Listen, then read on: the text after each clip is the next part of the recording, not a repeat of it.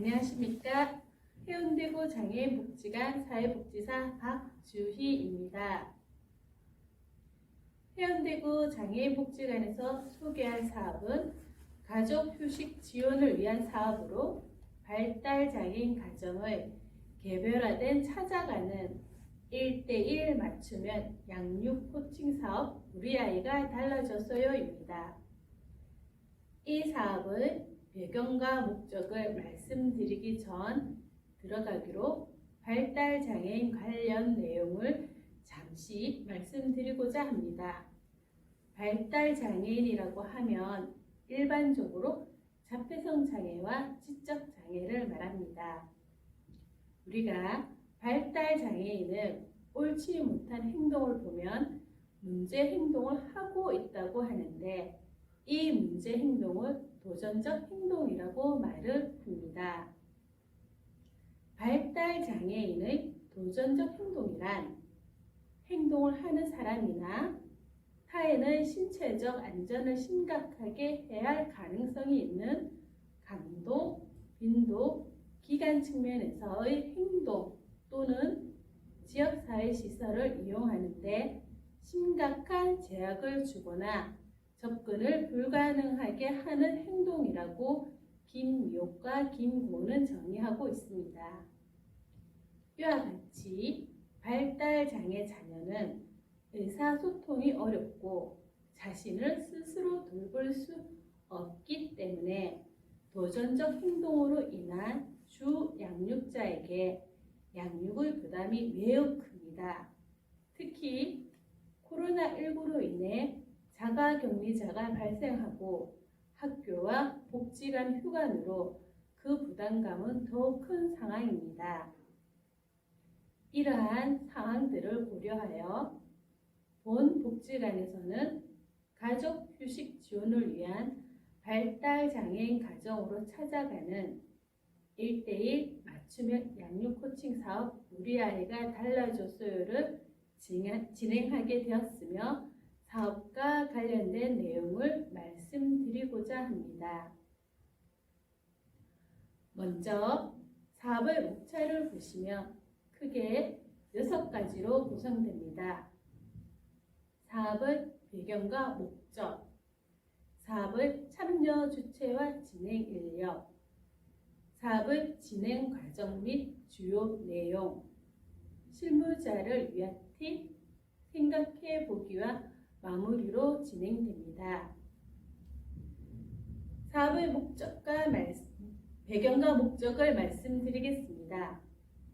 2019년 전 세계적으로 유례없는 코로나19 전염병 확산으로 인해 학교를 비롯한 복지기관 등에서 집합교육을 할 수 없는 상황이 발생하였습니다. 학교 및 복지관 등에서 집합적으로 모일 수 없는 환경적 어려움으로 인해 가정에서의 양육이 증가하게 되었습니다.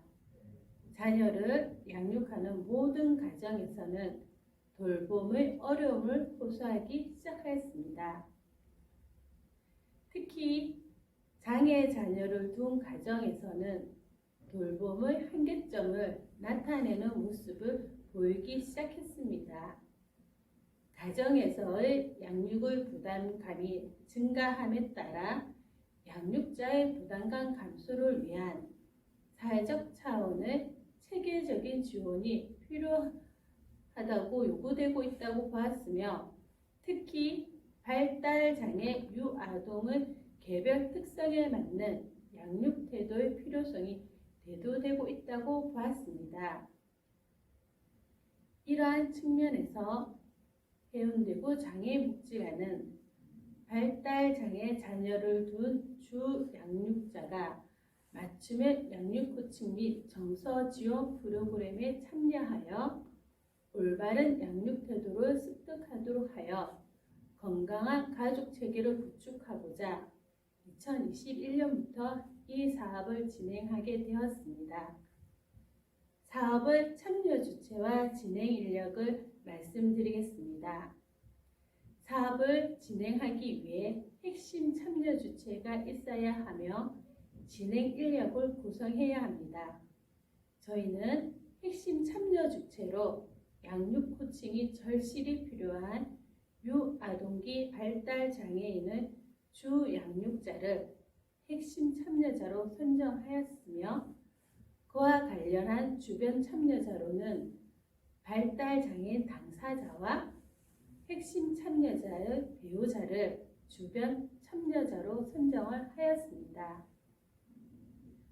그리고 진행 인력위로는 핵심 참여자의 심리 정서 지원과 맞춤형 양육 코칭을 전담할 토닥토닥 심리상담센터의 우선자 센터장님과 부부 및 가족 상담을 전담할 한국통합 TA 연구소 최혜영 팀장님과 사업 담당자인 조로 구성이 되었습니다.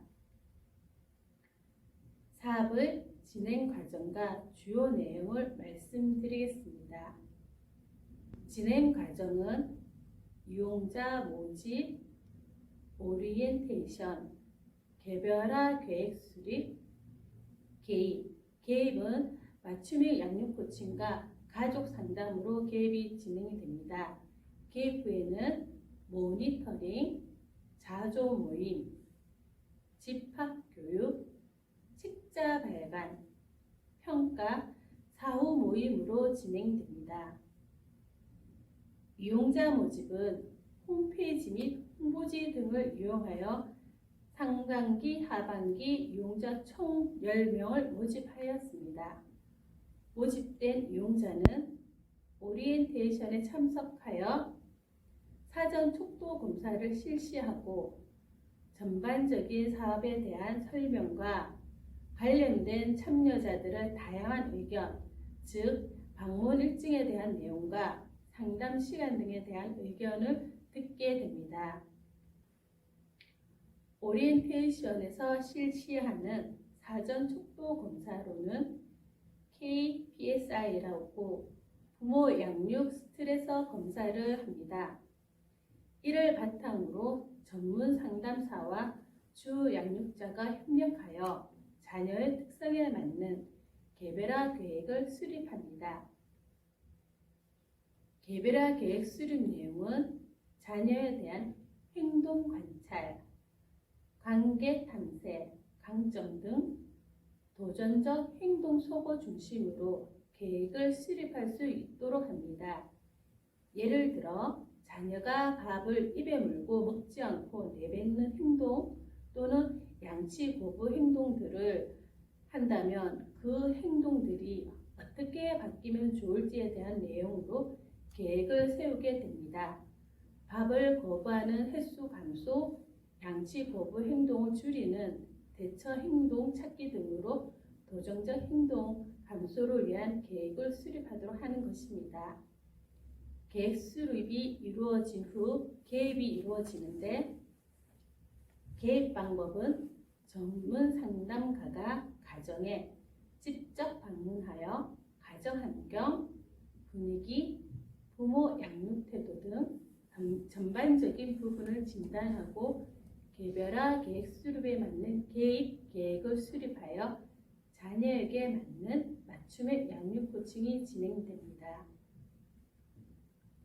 양육 코칭 초반 1회기에서 3회기에는 자녀와 양육자에게 맞는 개별화 계획 수립을 지원하도록 하고 4회기에서 10회기 동안 상담사가 일정한 시간에 방문하여 주 양육자의 양육 태도를 관찰하며 계획대로 진행이 되고 있는지를 살피면서 전문가가 상황에 맞는 코칭 방법을 직접 30분가량 시연하고 30분 실습하면서 양육기술 향상을 위한 상담이 이루어집니다.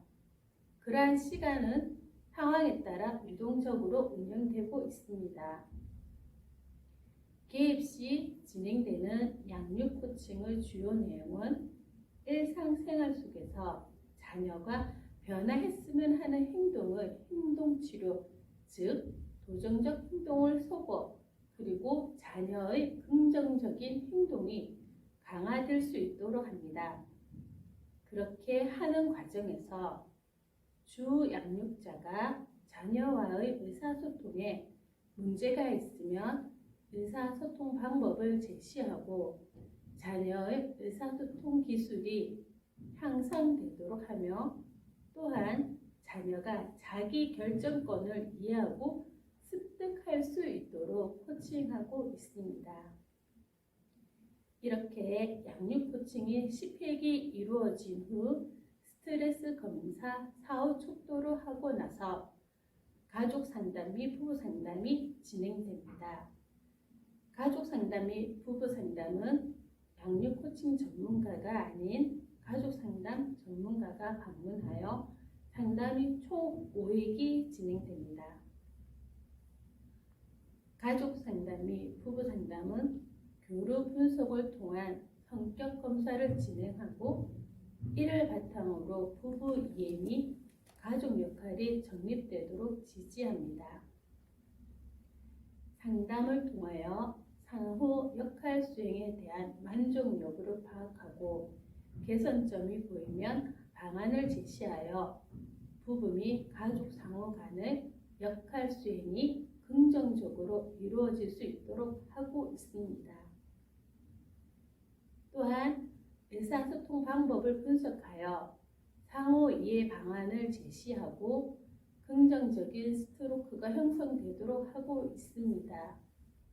이렇게 상담이 진행되고 나면 서로에 대해 이해하지 못했던 부분에 대해서 이해하게 되어 상호 긍정적인 표현이 오고 가기 때문에 상담의 만족도는 높은 편입니다. 상담을 진행하는 동안에 부모는 습득한 양육 기술을 바탕으로 1회 이상 1일 행동 측정표를 작성 및 기록하도록 하여 그러한 기록지를 바탕으로 올바른 양육이 이루어지고 있는지 살펴보면서 양육 기술을 향상하고 있습니다. 상담사가 상담을 진행하는 동안 사업 담당자는 가구당 최소 2회 이상 코칭 전문가와 동반 방문하여 양육자의 양육 태도 변화 정도를 관찰하고 점검하는 모니터링을 합니다. 모니터링을 통하여 개선점이 필요할 경우 향후 개입 방향을 논의하면서 개선할 수 있도록 하고 있습니다. 1대1 맞춤형 양육 코칭 사업과 가족 상담 사업이 진행되는 동안 사업에 참여하는 참여자 중심으로 자조 모임을 형성합니다. 자조 모임은 월 1회 진행이 되며 주제는 자율적으로 참여자들이 정하고 있습니다. 사전에 자조 모임 주제에 대해서 참여자 의견을 최대한 반영하고 있으며 취합된 의견 중심으로 논의될 수 있도록 하고 있습니다. 자조 모임을 하는 목적은 자조 모임을 통하여 자녀 양육에 있어서 나타나는 공감대를 바탕으로 양육에 대한 피드백과 코칭을 주고받으며 상호 정서적 지지를 형성하고 양육과 관련된 정보를 공유하는 것이 목적이라고 할 수 있습니다. 또한 사업이 진행되는 동안 사업에 참여한 참여자 중심으로 집합교육을 실시합니다. 집합교육은 연령대별 수행사항을 확인하고 그와 관련된 각자의 경험에 대한 정보를 제공하며 맞춤의 양육 코칭 및 가족 상담에서 습득한 내용을 활용할 수 있도록 하고 있습니다. 여기까지의 사업 진행이 완료되고 나면 참여자가 경험한 내용을 수기로 취합하여 Q&A 형식의 사례집을 제작합니다. 제작된 사례집은 발달 장애 자녀를 둔 가정과 유관기관으로 배포할 계획입니다. 제작된 사례집은 발달 장애 자녀를 둔 가정과 그 가정의 양육 정보를 제공하여 정보를 바탕으로 양육을 할 수 있도록 활용하는 데 도움이 되도록 하고 있습니다. 사례집까지 완성이 되고 나면 사업에 대한 최종 평가를 진행합니다. 사업에 대한 평가를 통하여 1:1 맞춤형 양육 코칭과 가족 상담 및 부부 상담에 대한 도움 요구와 아쉬웠던 부분에 대한 이야기를 듣고 차기 사업 방향을 설정하도록 하고 있습니다. 사업 평가까지 완료되고 나면 평가에서 언급되었던 사후 모임을 진행하여 향후에도 자조 모임이 지속적으로 유지될 수 있도록 상하반기 1회씩 진행하고자 하고 있습니다. 모임을 통하여 자녀에게 맞는 양육 태도가 유지될 수 있도록 하여 건강한 가정을 형성해 나가도록 하는 목적으로 사업 모임이 진행된다고 보시면 되겠습니다. 사업의 효과성을 나타내는 우수 사례를 잠시 말씀드리고자 합니다. 참여자의 사전 사후 검사를 비교한 것입니다. 자폐성 아동을 양육하는 참여자는 사업 초기 척도에서 양육 스트레스 지수가 293점으로 비교적 높은 편이었습니다. 남편이 양육에 적극적으로 도와주지 않아 스트레스 지수가 높은 편이었습니다. 프로그램 참여 이후 남편이 양육에도 적극적으로 참여하여 사후 척도 검사가 247점으로 낮아진 것을 볼 수 있어 양육 코칭과 가족 상담의 효과가 있었다고 보고 있습니다. 전체 참여자의 사전 사후 척도 검사를 보시면 사전에는 1255점에서 나타났다면 사후에는 1090점으로 낮아진 것을 볼 수 있어 전반적인 사업의 효과는 높은 편이었다고 보고 있습니다. 사업을 진행하면서 느낀 부분을 중심으로 실무자를 위한 팁을 제공한다면 사업 과정에서 노출된 시행착오를 줄이는 것을 말씀드리고자 합니다. 크게 두 가지로 첫 번째는 코칭 및 상담 일정 조율을 하면서 유용자와의 시간 조율이 매우 잘 이루어져야 한다는 것입니다.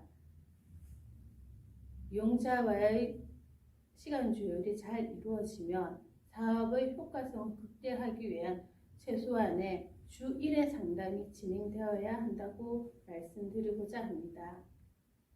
그리고 두 번째는 자조 모임 시 코칭 없이 참여자 스스로 수행한 양육 기술의 시행착오 또는 사업 참여 과정에서의 얻어진 피드백 등에 대한 내용을 정리하여 전달하는 것이 중요하다고 말씀드리고자 합니다.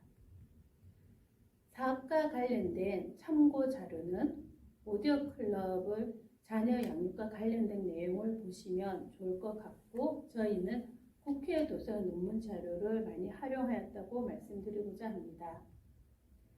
다음은 생각해 보기인데요. 유용자 입장에서와 실무자 입장에서 생각해 보았습니다.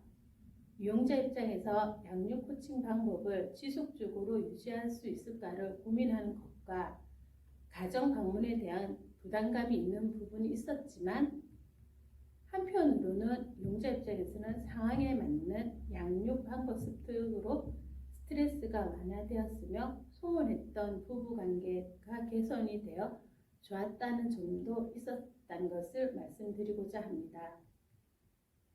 실무자 입장에서는 유용자들의 자조 모임 유지에 대한 고민이 있었습니다. 참여자들의 시간을 조율하기가 쉽지 않았습니다. 사업의 효과성이 좋게 나타나고 있다고 보았기에 자조 모임이 잘 유지되어 상호 정서적 지지를 통해서 양육 코칭이 잘 유지되면 좋겠다는 생각으로 자조 모임에 대한 생각이 많았다는 것을 말씀드리겠습니다. 마지막으로 해운대구 장애인복지관에서는 유아동기 발달 장애인의 양육의 어려움을 함께 고민하고 함께 해결하며 아이들이 건강하게 성장할 수 있도록 함께 키워나가기를 희망하고 있다는 것을 말씀드리며 마무리하고자 합니다. 청취해 주셔서 감사합니다.